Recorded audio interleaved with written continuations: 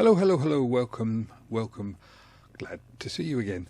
Today I'm going to do a bit more on the myths and the old wives' tales. Myths are things of the past. Old wives' tales, some of them have got truth to them. So let's see if we can work out what's what. What's true and what's not. Tapes. Type 0 tapes in particular. Or tapes that people call Type 0. What is a Type 0 tape? Well, quite simply, it's a tape that people have decided isn't any good. It's not a real thing. There's plenty of them around.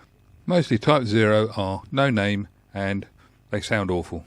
The way they sound awful, they hiss. Very often they've got no bass response, very bad high frequency response, and the middle's full of hiss.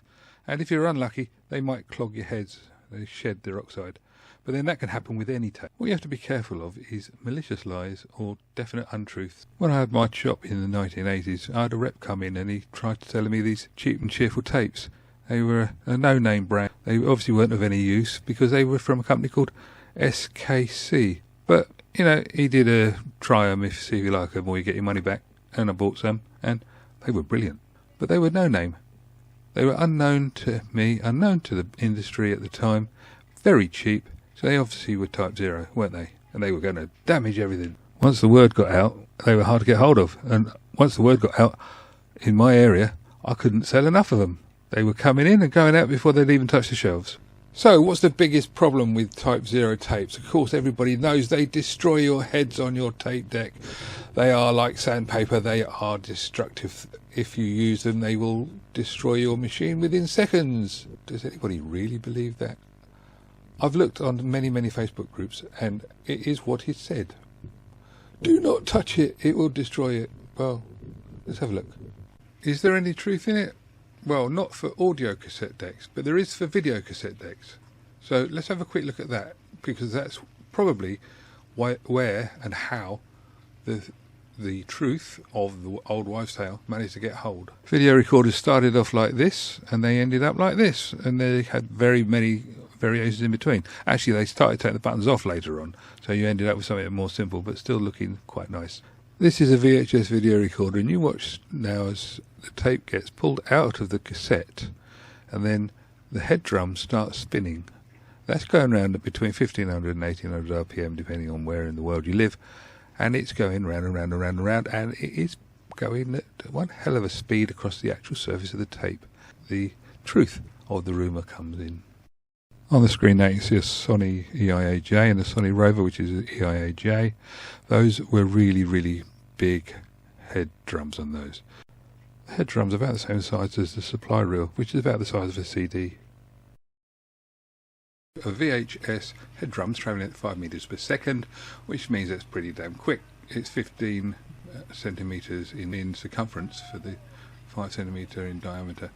And if you take those EIA-J ones, they're going even faster. This is where we're now getting down to the nitty-gritty. If you had one of these in the day, or even some domestic recorders, certainly in the UK, had them, they would have a dew indicator.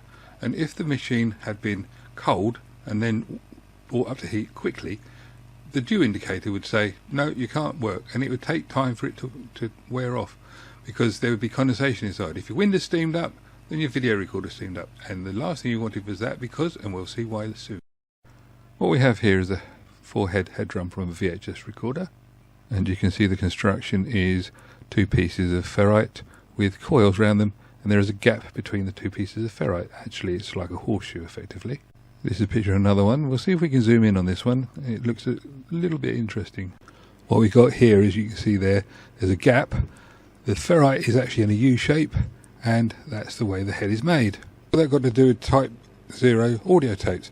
Well, let's just finish this off and have a quick look at a Betamax head that may be the sort of problem that you are thinking of. This is a still taken from a video on YouTube from 12 Volt Vids, and you can see this is a Betamax head and there is a chip been taken off. So that head has crashed into something or been snapped by a Q-tip. That's why you shouldn't use Q-tips or cotton buds to clean video heads. This is the sort of damage that could be done by a sticky tape, or a tape that's a bit damp, or a Type 0, just not very good tape, and that's what people are scared of. But it won't happen on a cassette deck, because now we're looking at a normal cassette deck, and can you see anything in there that's going to be travelling at any speed at all, other than the capstan, which is just going to be going around very gently?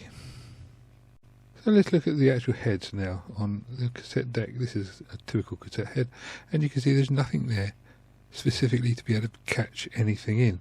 So not only is it not moving, it's not sharp. The next thing they do is they accuse it of being a cause of head wear. And they could say, oh, it's like sandpaper. Well, this is sandpaper. You can see it's gritty, it's made of sand, and it's very, very rough. And now what we're going to look at now is this is magnetic tape, which is not gritty. And this is an abrasive head cleaner, which is made of green, gritty stuff. This is not recorded tape, but this is for cleaning heads, and it is meant to be abrasive. Back in the day, they were quite effective and quite common, but I wouldn't use one for any extended length of time. The thing is, a Type 0 tape isn't going to sound any good, so you're not going to play it, so it's not going to wear out your heads, because why would you play a tape that's going to wear out your heads and doesn't sound any good? You've got to use it for it to wear it out, and you're not going to use it, so that's another myth.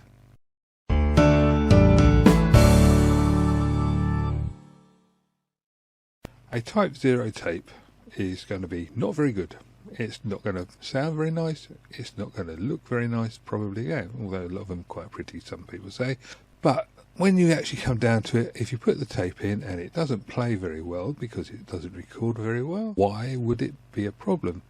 You take it out, you put it in the bin, or you save the shell. You don't play a tape hundreds of times that you don't like the sound of, so it's never going to wear out your heads. And no, it's not going to destroy your heads just by putting it in or even showing it the cassette deck. I mean, if it were like that, they'd be actually very good. You could use them as terrorist weapons and send them out to people who you don't like. The up and down of it is a Type 0 tape is just a tape that's not very good. Enjoy your cassette decks. Let's keep it simple. If you get anything from this video, please subscribe or like. Do a bit of sharing. It'd be nice to do a bit of sharing. It's not compulsory, but if it's good, give it out. Pass it around. If it's not so good, well, put it out and have a laugh. What the hell? Hopefully you got something from it. So you can like, subscribe and share it about, and we'll see you another time. Cheers.